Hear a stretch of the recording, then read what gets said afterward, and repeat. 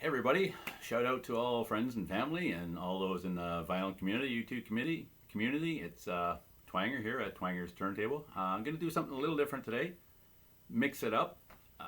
It's more of a Twanger's tutorial as opposed to an episode of my debuts in my collection, which I'm presently still working on.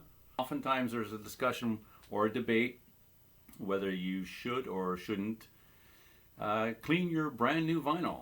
Obviously, those in the vinyl community, yes, or if you're just getting into it and you buy some used vinyl online or at your local mom and pop stores, whatever the case may be, I would still clean them, recommend cleaning them for obvious reasons. You don't want to put dirty vinyl on your turntable, regardless of your stylus is $50 or $500. It's just a good practice to clean them. So, where I fall on that side of the coin is I definitely clean them, even if they're brand new. In fact, you'll often find, or I've often found, opening up a brand new vinyl, there can be debris on that vinyl, just from the manufacturing process, the pressing, the cutting. You may find little particles of actual vinyl on your new record, or grease, dust, just debris, right? It is made in a factory. Often with the black vinyl, the grease, the dust, fingerprints, all that stuff may be relatively easy to detect, right? However, as I was alluding to, if there's little vinyl shavings, dirt, and that type of debris, it may not be quite as noticeable. But certainly if you have any colored vinyl, that stuff tends to stand out. It's much more obvious. And I have a recent example that I want to present because I think it's a perfect example. So I have 3 different vinyl I'll present.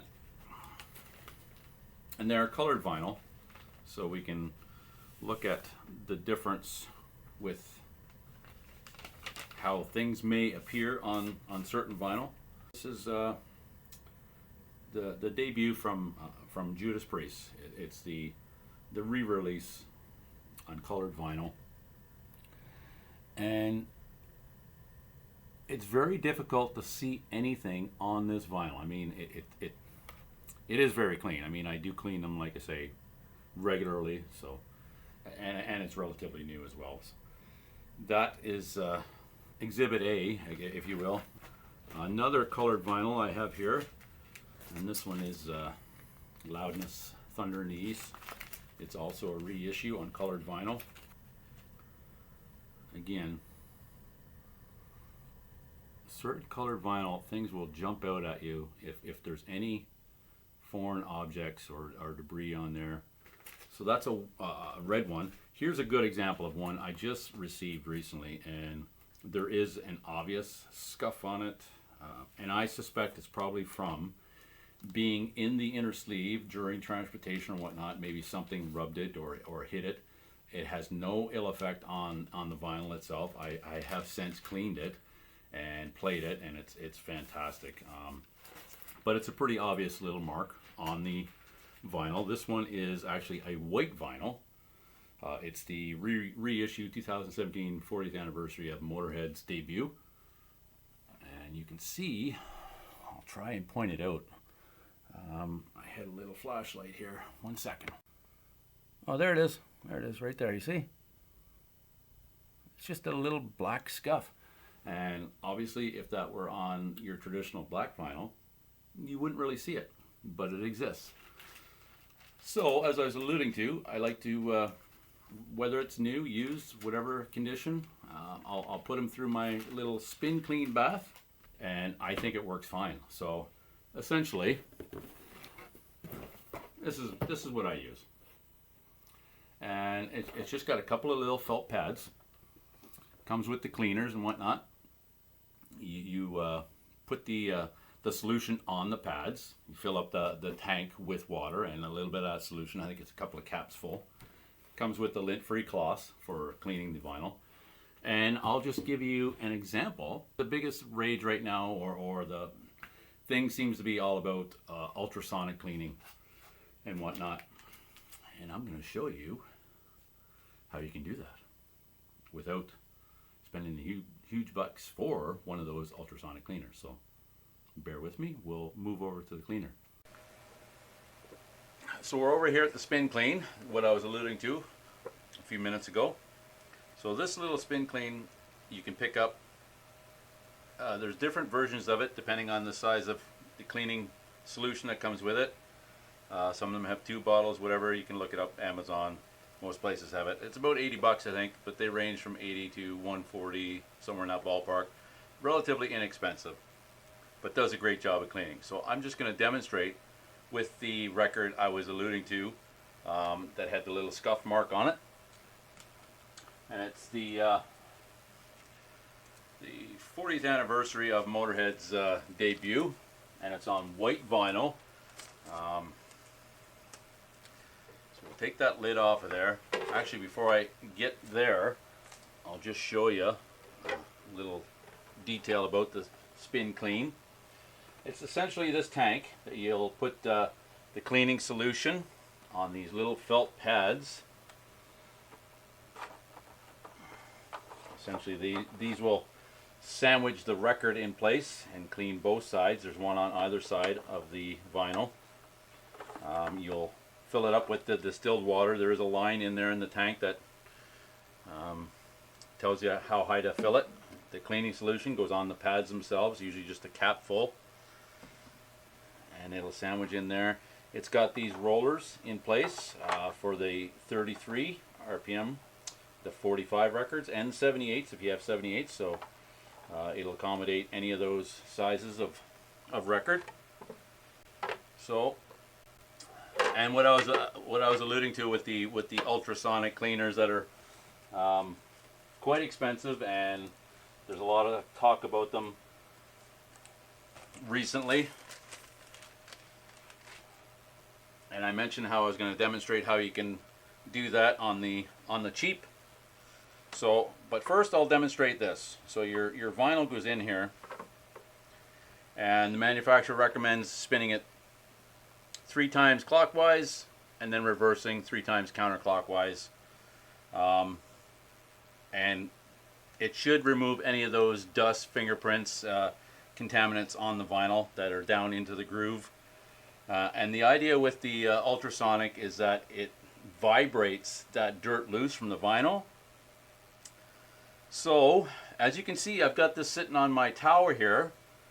So you take a good record with some deep bass or whatever and crank it. Hey, that's going to loosen up all that shit on your vinyl and clean it. I'm just kidding, of course, but I'm sure it works. They use it in the professional community on delicate instruments that have to be super clean, medical instruments, whatnot. So saying it's well out of my price range, and I just thought that was funny. So as I alluded to, 3 times clockwise, 3 times counterclockwise. If I wasn't cleaning this album, there's a perfect tune on here called Vibrator. You just crank that while you're cleaning your records. Again, just kidding. So after you do that, you remove it out of the bath. Just shake off any excess fluid from the vinyl. And we'll take it over here and set it on. They come with these lint-free cloths. This is essentially for cleaning the vinyl afterwards. I set one down on the table here, and then I'll clean the vinyl with the other cloth. So I've done the cleaning and drying it off with the lint-free cloth. As I mentioned, on this white vinyl and certain colored vinyls, things will be more obvious than they normally would be on your traditional black vinyl, especially this type of scuff that you can see there. I know it's clean. I've done the spin clean a couple of times on it, and it has zero effect on the playback, so I'm not worried about it at all. But it's just an example of things that you may not see on your traditional black vinyl or some of the darker color vinyl that definitely shows up on some of this, like this white vinyl. If there was a real problem with it, Absolutely. The money you're spending on vinyl these days, send it back. Don't accept anything less than perfect. Anyway, that's going to do it.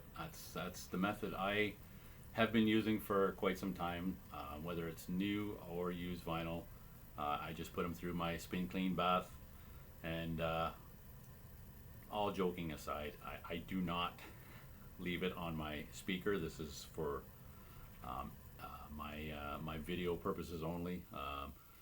It's not meant to be taken seriously. Yeah, I don't recommend leaving your spin clean or anything for that matter on my speakers, on your speakers when you're playing music. To each their own. I just don't like the idea, especially a little tub of water or cleaning solution on top of my speaker, because when I do crank it, things are going to start to shake, guaranteed. Anyway, I'm going to wrap it up with that. Let me know what you think. Leave a comment about your methods, preferred methods for cleaning your vinyl. Those out there in the vinyl community, I've seen lots of differing opinions on how to go about that. Bottom line is, if it works and you're happy with it, awesome. That's great. That's the main thing. I just do it, like I say, because I've observed many vinyl. I shouldn't even say many. Enough of them so that it's become a regular practice where I just take them out of my sleeve and give them a cleaning before I even play them. Just because I have seen enough debris and contaminants, oil and whatnot on the vinyl. I don't want that coming in contact with my stylus. And yeah, I'll leave it at that. Thanks for watching, everybody. Again, hope you're enjoying your day. I will be returning with another episode of debuts in my collection. I'm up to episode 9, I believe it is, and that will be coming soon. But if you like it, hit a like, subscribe, click the notifications so you know when my next video will be posted. That's a little tutorial from Twanger. I know it's just one of many methods of cleaning your vinyl, but I think it's really important to do so. They sound better, they'll last better, and you'll just be glad you did. And frankly, it actually makes a huge difference, marked difference, when you're talking about static, giving them a good clean with a solution, a good record solution, cleaning solution, night and day. Anyway, thanks everybody. Enjoy the rest of your day, and we'll see you on my next video here at Twanger's Turntable. Cheers, everyone. Take care.